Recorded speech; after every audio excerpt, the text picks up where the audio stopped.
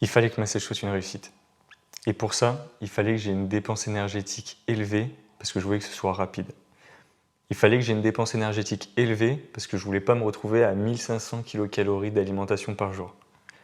Avec toutes les vidéos qui traitent du sujet, j'ai vite compris que la marche serait le meilleur compromis pour moi pour atteindre cet objectif. Le problème, c'est qu'on me disait qu'il fallait que j'atteigne les 15 000 pas quotidiens.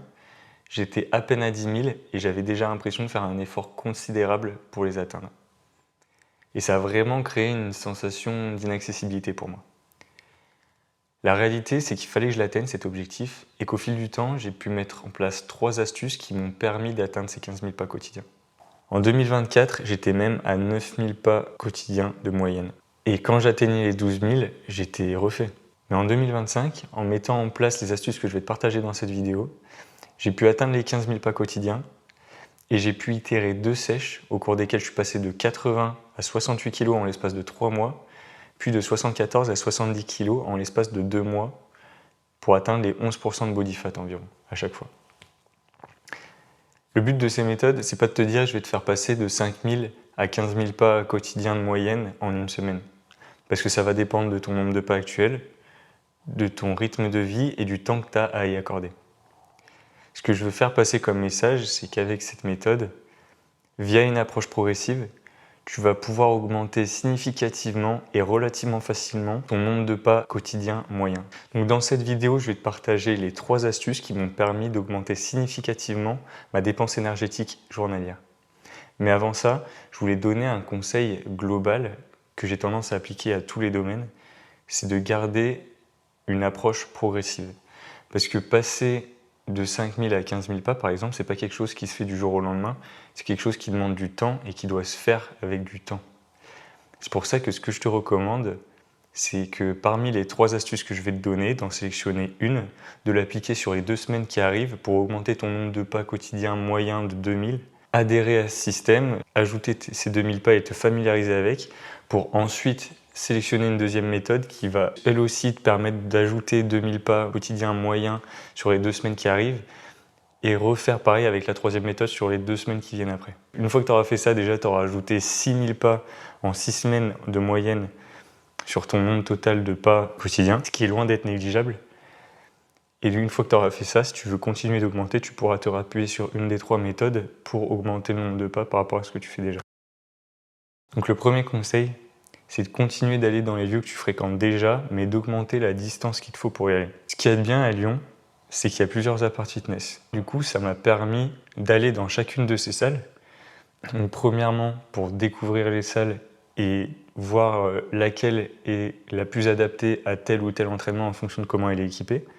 Mais ça m'a permis aussi de les classer par distance par rapport à chez moi. Du coup, il y a celles qui sont proches, celles qui sont relativement éloignées et celles qui sont très éloignées.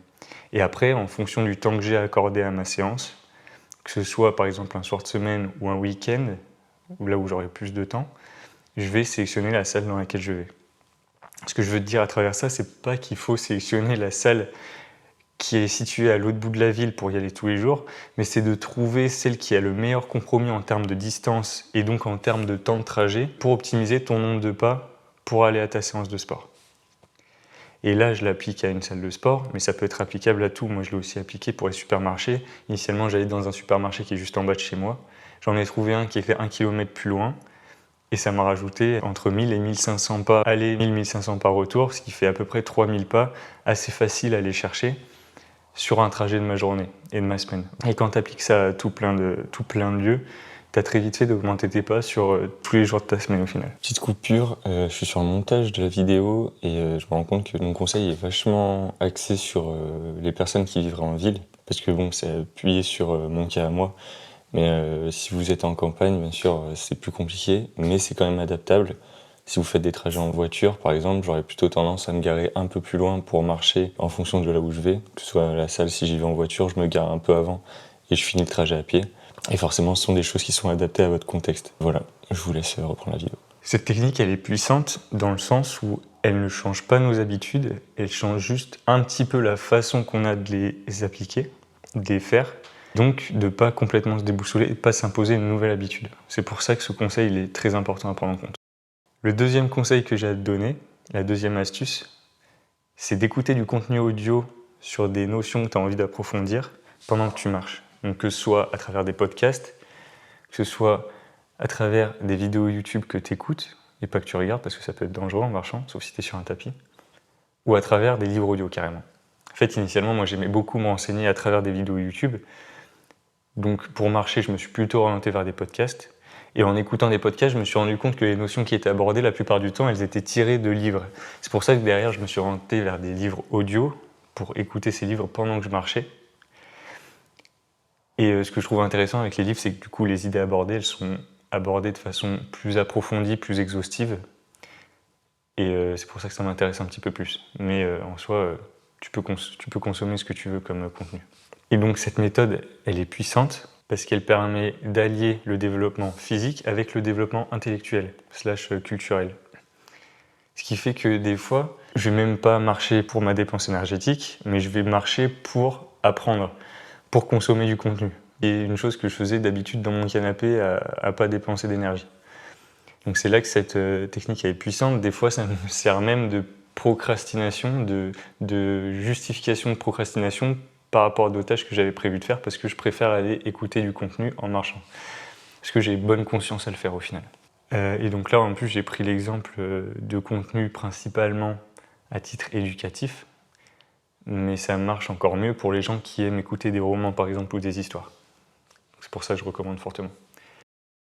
Et enfin, le troisième et dernier conseil, la troisième et dernière astuce que j'applique au quotidien pour augmenter significativement ma dépense énergétique, c'est tout simplement d'ajouter du cardio à ta séance. C'est peut-être quelque chose que tu fais déjà, c'est très certainement quelque chose que tu fais déjà, je te le recommande en tout cas. Moi de mon côté, je fais 30 minutes de tapis à chaque fois que je fais une séance de sport au minimum.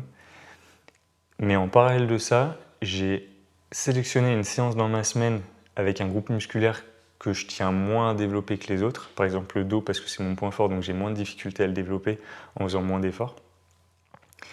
Et j'ai ajouté une plus grosse proportion de cardio à cette séance-là. En fait, ça vient du fait que quand j'étais en déplacement, que ce soit personnel ou professionnel à droite à gauche, très souvent, je n'avais pas de salle de sport dans lesquelles aller. Et donc pour ça, j'allais dans des parcs de street workout. Et pour aller dans les parcs de street workout, j'allais à pied, en tenue de sport. Et en fait, au fil du temps, je me suis dit, autant y aller en courant. Ça me permet d'aller plus vite et ça me permet d'augmenter ma dépense énergétique. Donc ça permet d'ajouter assez facilement, en fonction de là où est le parc de street workout, mais très facilement 15 minutes de course aller, 15 minutes de course retour, ce qui fait 30 minutes au total, ce qui représente environ 5000 pas, mais pas 5000 pas classiques, 5000 pas avec une haute dépense énergétique. Et en plus de ça, ces 5000 pas, ils sont condensés. Ce qui permet de vraiment optimiser les pas que tu fais sur une journée. Et donc là, c'est vraiment 5000 pas faciles, rapides et intenses qui s'ajoutent sur une journée dans la semaine. C'est pour ça que je recommande énormément de faire ça, parce que c'est très efficace. Et en plus de ça, ces pas, ils sont faciles parce que le but, quand tu sors de chez toi, c'est vraiment d'aller faire ta séance de sport d'hypertrophie, sauf que tu ajoutes du cardio par nécessité. C'est ton moyen d'y aller, donc c'est pour ça que c'est très puissant et tu les ressens pas vraiment les pas. T'as pas l'impression d'aller marcher vraiment. Tu cours en plus, ça t'échauffe, c'est vraiment ultra positif sur plein de points. Donc voilà pour les 3 conseils et 3 astuces que j'avais à te donner. Pour récapituler, l'approche progressive, très important à garder en tête. Ne jamais passer de 0 à 100% en un jour, ça ne marchera pas. Donc approche progressive, première astuce. Après, une fois que tu as ça en tête, continuer d'aller dans des lieux que tu fréquentes déjà, mais en allongeant la distance pour y aller. Deuxième conseil, écouter du contenu audio sur des notions que tu vas approfondir et apprendre pendant que tu marches. Et troisième conseil, ajouter du cardio à tes séances de sport, mais surtout à une en particulier sur laquelle le cardio prend plus de place. Voilà, j'espère que ces conseils t'aideront, qu'ils t'inspireront et qui te motiveront à mettre en place et à inclure plus de dépenses énergétiques dans ton quotidien. Si c'est le cas, n'hésite pas à liker cette vidéo et à t'abonner pour ne pas rater celle qui arrive. Et je te dis à la prochaine. Bye.